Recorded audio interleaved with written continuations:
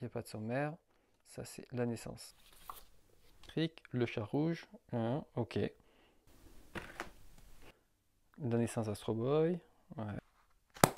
Ouais, c'est un peu le bordel en fait, hein. Bon, on va remettre de l'ordre dans tout ça, donc installez-vous confortablement, c'est parti pour une nouvelle capsule manga.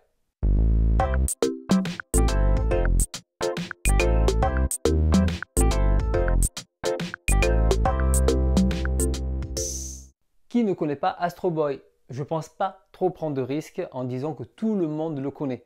Je suis sûr que vos parents le connaissent, même votre grand-mère connaît Astro Boy et saura au moins l'identifier. Au même titre que Mario, c'est un personnage de renommée internationale, un emblème culturel. Et pour preuve, en plus de faire partie des personnages les plus vieux, il a quand même 70 ans au compteur, et toujours pas une ride, hein, après 70 ans, mais en même temps c'est un robot. Astro est toujours à l'affiche des jeux 2020, enfin 2021, enfin peut-être. Et il partage l'affiche avec un Sangoku, un Luffy ou un Naruto.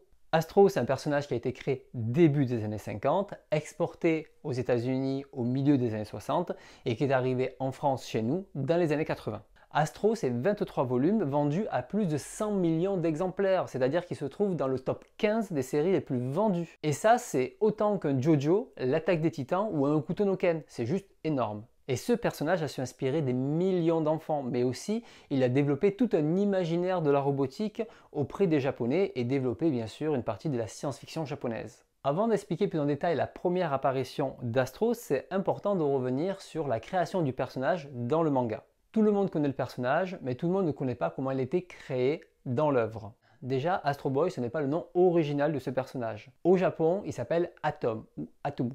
Et en fait, c'est lors de son exportation américaine, ils ont enlevé toute notion de l'atome et ils sont partis sur Astro Boy. Pour la suite de cette vidéo, comme on va parler vraiment des origines d'Astro Boy, je vous propose qu'on reste sur le nom de Atom. C'est le réputé Dr Tenma qui va perdre son fils suite à un accident de la route. Pris de désespoir, il va passer ses journées et ses nuits à construire un robot à la pointe de la technologie, à l'image de son fils. Il y arrive, il est heureux, et puis au bout de quelques temps, il se rend compte que son fils ne grandit pas. Ben ouais, en même temps, tu peux être un génie et un idiot complet. Et comme il n'est pas dans la demi-mesure, de colère, il va vendre son fils à un cirque, père de l'année, qui va exploiter et maltraiter Atom. Oui, c'est bien un manga pour enfants. Alors heureusement pour Atom, il y a le professeur Oshunamizu qui va voir son potentiel, le récupérer et vouloir lui donner une vie normale. Avec des parents, aller à l'école, enfin des trucs super cool. Et bien sûr, au fur et à mesure de ses péripéties, il combattra majoritairement contre le mal, l'injustice ou le crime. Alors son but, ce n'est pas de faire la justice, mais vraiment d'instaurer la paix. Et on reste dans un manga d'action pour enfants. Pour revenir sur cette histoire de chapitre, c'est lequel finalement?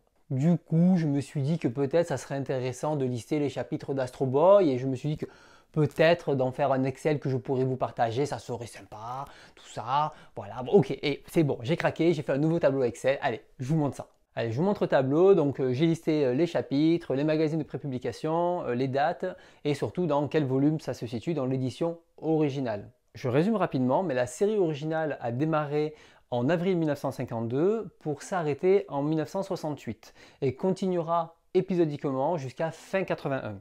C'est ce qui est indiqué sur le site officiel. Je résume puisqu'il y a une série principale, une petite série de 3 volumes et ensuite un regroupement de 2 chapitres. Au total, c'est 117 chapitres qui seront publiés et le premier, c'est Les êtres gazeux en avril 1952. Là, les êtres gazeux. Et quand on lit ce chapitre, on est assez surpris puisqu'il y a assez peu de contexte sur la création d'Astro Boy, ni de mise en place de ce personnage. C'est comme si les lecteurs connaissaient déjà ce personnage. Mais ce fameux chapitre qui explique la création d'Astro, il date de 75. C'est pas possible que les lecteurs aient attendu 25 ans pour connaître comment Astro a été créé. Et quand on regarde mon tableau, donc le chapitre des parents d'Astro en réalité a été fusionné avec les êtres gazeux. Mais il y a un chapitre qui s'appelle Ambassadeur Atom et lui n'est pas listé dans la série originale. Et là, c'est le bon moment pour remonter dans le temps et enfin parler du contexte de création de ce personnage. Alors nous sommes en 1951 et ça fait 6 ans que la Seconde Guerre mondiale est terminée. Le Japon sort tout juste de cette guerre dévastatrice, traumatisé par la puissance atomique. Les morts sont nombreux, l'occupation américaine est un vrai problème, on ne peut pas dire que le divertissement soit à l'ordre du jour. Et d'ailleurs, en septembre de cette même année, il y aura le traité de San Francisco qui sera signé. C'est le traité qui va mettre la fin à l'expansionnisme militaire du Japon et le retrait des troupes américaines. Et ça fait déjà 5 ans que Tezuka a commencé sa carrière professionnelle à Osaka. Et en 5 ans, il n'a pas chômé, il a déjà fait une trentaine de titres. Alors tous ces titres étaient dans les librairies de prêt, les livres rouges, les Akaon, qui étaient l'ancêtre des magazines de prépublication. L'auteur a déjà pris de l'expérience, il continue toujours à travailler à Osaka et il fait ses études de médecine en parallèle. Alors bien sûr, il a déjà connu le succès avec La Nouvelle Île au Trésor et il commence tout doucement à basculer sur les magazines de prépublication, notamment avec la publication de Jungle Taitei, donc appelé chez nous le Roi Léo. C'est donc en avril 1951, Tezuka est âgé de seulement 22 ans, que Atom va apparaître dans un magazine de prépublication. Plus exactement, c'est une demande de l'éditeur Kobunsha pour son magazine Shonen. Je pense que la cible est claire. Et la demande du magazine est simple. Elle veut une histoire dont le héros principal aura le même nom que l'histoire. Et c'est une période où les Japonais commençaient à s'intéresser à la science-fiction. D'ailleurs, le premier magazine de science-fiction japonaise, Seiyun, sera publié en 1954. Alors Tezuka était bien content de cette nouvelle commande, mais on va pas le cacher, il n'avait pas trop d'idées. Donc il s'est dit qu'il allait mettre un petit robot, l'appeler Ambassadeur Atom, et puis on verra ensuite. Mais on va vite se rendre compte que ce n'est pas encore le personnage définitif qu'on connaît aujourd'hui. Et donc pendant un an, Ambassadeur Atom a été publié mensuellement dans le magazine. Et ça tombe bien, puisque cette histoire est disponible à la fois dans les éditions Glénat et Dark Horse. Regardons ça de plus près. Qu'est-ce que cette histoire raconte? Alors ce sont les extraterrestres qui errent dans l'espace suite à la perte de leur planète. Et au cours de leur périple, ils rencontrent la Terre, une planète identique à la leur, mais même les êtres habitant sur Terre sont identiques à eux. La seule différence pour les reconnaître, ce sont leurs énormes oreilles. Et une fois sur place, Tamao, un jeune extraterrestre, va se faire kidnapper par un cirque et va devoir combattre une machine sophistiquée, Atom. Alors c'est un combat sanglant à coups de formules mathématiques et de construction d'œuvres d'art en bois. Et en seulement 4 pages, on raconte comment Astro a été construit, donc suite à la perte du fils du Dr Tenma, qu'il a abandonné ensuite dans un cirque. Alors à la fin de ce combat, malheureusement, le jeune terrien qui ressemble à Tamao va être échangé avec lui et ça va faire des quiproquos à la maison et à l'école. Et là, ils se rendent compte que c'est un extraterrestre, qu'il y a d'autres personnes avec lui. C'est la fête dans les rues, tout le monde est content de découvrir ces extraterrestres. Sauf qu'à ce moment-là, de nombreuses personnes n'acceptent pas ce groupe de migrants, a peur d'un manque de nourriture et va commencer à les chasser. Surtout qu'ils sont super écolos, pacifistes et en plus ils comprennent pas la méchanceté des humains, bref, ils sont parfaits. Sauf que là, ça va déboucher sur l'extermination des extraterrestres à coups de fusils réducteurs. Bien sûr, les extraterrestres vont répliquer, vont latter la gueule aux humains. Et Atom, qu'on avait totalement oublié dans l'histoire, sera appelé pour être ambassadeur de la paix, proposer et trouver une solution aux extraterrestres qui réussira bien entendu, et les extraterrestres partiront sur une autre planète. Fin de l'histoire. Alors je vous laisserai faire tous les parallèles avec notre monde. Alors on va pas se le cacher, il y a beaucoup d'idées, mais c'est assez brouillon dans l'exécution. Donc dans cette histoire, Atom apparaît, mais ce n'est pas le personnage principal. Je rappelle que c'était quand même la demande initiale de l'éditeur. Et en plus, Atom apparaît qu'au bout d'une dizaine de pages pour disparaître et revenir juste à la fin. Mais on va aussi retrouver de nombreux personnages principaux, comme le professeur Oshunamizu, le professeur Moustache, Tobio, le Dr Tenma, etc. Et l'œuvre aborde pas mal de thématiques, comme le refus du deuil, l'écologie, l'immigration, la xénophobie. Et c'est aussi une parabole du traité de San Francisco qui sera signée pendant la prépublication d'Ambassadeur Atom. Au bout de 12 chapitres mensuels, la série ne rencontrera pas le succès espéré et Tezuka retravaillera avec l'éditeur pour que son personnage devienne le héros principal de sa série dédiée. De ce fait, la série originale a préféré rajouter un chapitre plutôt que mettre ce premier chapitre comme introduction. Et à l'époque, ça ne posait pas de problème puisque les lecteurs ont connu ce personnage dans cette histoire. Donc il n'y avait pas besoin de re-expliquer les origines de ce personnage. Voilà, on a l'explication. Mais il y a un truc qui me dérangeait. Ok, c'est intéressant à lire même si c'est assez mal exécuté. Il y a quand même beaucoup d'incohérences je trouve. L'histoire elle est confuse, il n'y a aucun personnage qui est vraiment mis en avant. Il y a certains personnages qui n'ont même pas de nom. Et puis le rythme est bizarre, puis c'est mal rythmé, ça clôture très rapidement. Et là, je me suis dit, je vais la relire à nouveau. Donc. Et pour ceux qui veulent la lire, elle est disponible dans le tome 1 de l'édition Glénat, ici, l'ambassadeur Atom. Et dans cette édition, on a un chapitre de la création d'Astro et le chapitre ambassadeur Atom. Mais aussi dans l'omnibus numéro 5 de l'édition de Dark Horse. 335, ici. Et dans l'édition Dark Horse, c'est un chapitre qui est perdu parmi tous les chapitres de la série. Et en le relisant, je me suis dit, il y a des trucs qui vont pas. Déjà, premièrement, le style graphique n'est pas tout à fait le même d'une page à l'autre. Mais en plus, je vois pas la découpe par chapitre, puisque c'était publié mensuellement. C'est une histoire qui se lit d'un coup. Et là, il y a plusieurs planches qui m'ont mis la puce à l'oreille. Je reprends ma version Glénat. Mais il y a 3 points que je n'avais pas vu du tout et qui étaient écrits en gros. Déjà, le premier, c'est que Tezuka montre une planche qui n'est pas dans le chapitre. Le deuxième, c'est qu'il dit qu'il a remanié l'histoire. Et aussi qu'il a perdu les planches originales. Bon, vous l'avez compris, c'est comme l'île au trésor, Tezuka, il a tout redessiné. Bon, mais voilà, des nouvelles recherches.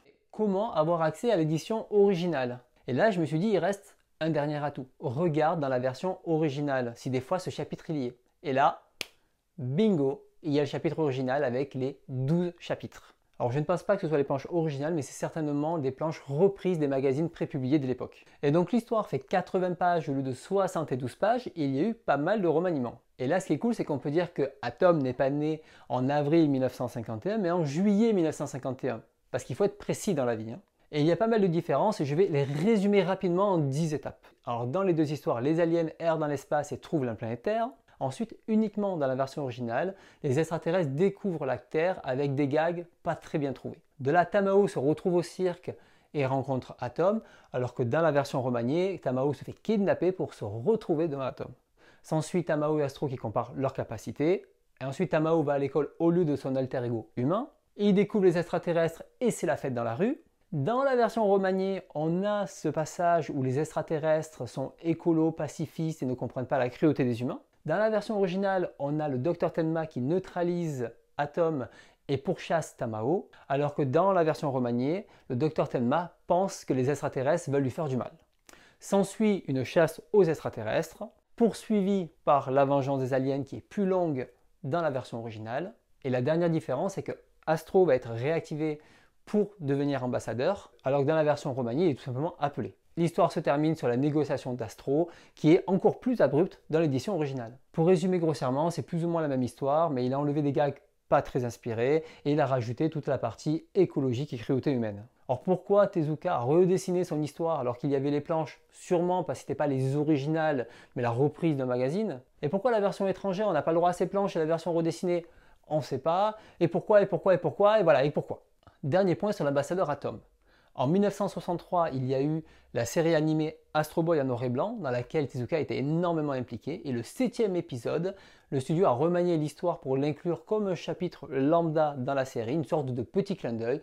Voilà, c'est anecdotique, mais maintenant vous le savez. Voilà, maintenant vous connaissez tout sur la première apparition du personnage d'Atom. Alors je voulais conclure cette vidéo pour vous expliquer comment lire Astro Boy aujourd'hui en France, puisque la publication est assez compliquée. Alors en premier, on a l'édition Glénat qui a été publiée en 1996. Alors il y a 12 volumes qui ont été publiés et ils respectent l'ordre de publication original. Et ça, c'est cool. Sauf que bien sûr, ce n'est pas complet. Ça n'a pas marché à l'époque, mais surtout, l'éditeur a eu la bonne idée de réduire les tomes. C'est-à-dire qu'au lieu d'avoir 23 tomes, il y aurait eu 32, ce qui veut dire qu'il y a à peu près un tiers de la série originale. Alors côté édition, hormis le fait que c'est une édition de l'époque, sans jaquette amovible, avec un dos carré collé, mais finalement les pages sont plutôt blanches et l'impression n'est pas si mauvaise que ça. Ensuite vous avez l'édition Kana qui a sorti une anthologie en 5 puis 6 volumes. Donc c'est une anthologie qui pioche des histoires un petit peu de partout dans la série Astro Boy, qui est plutôt une bonne entrée pour découvrir l'univers d'Astro Boy.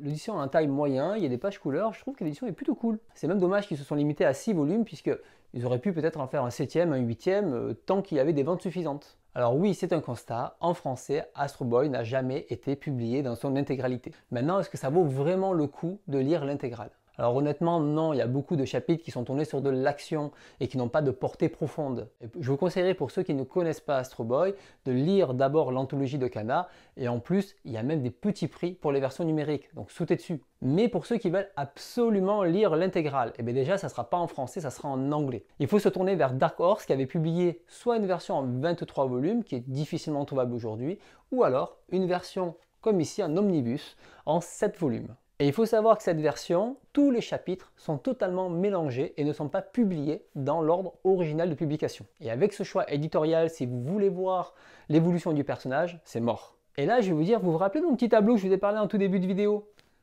Eh bien, ce que j'ai fait, c'est que j'ai rajouté toutes les éditions à l'intérieur. Et là, vous avez un référentiel complet de tous les chapitres et où ils apparaissent dans quelle édition. Donc vous pouvez retrouver les titres en japonais, français, anglais et surtout, la date de publication, le magazine et surtout le volume dans lequel il est et le chapitre dans lequel vous allez pouvoir retrouver l'histoire. Le lien est disponible dans la description. Si vous voyez des erreurs, n'hésitez pas à me les remonter, je ferai des modifications. J'espère que ce tableau sera utile, je me suis régalé à faire ça.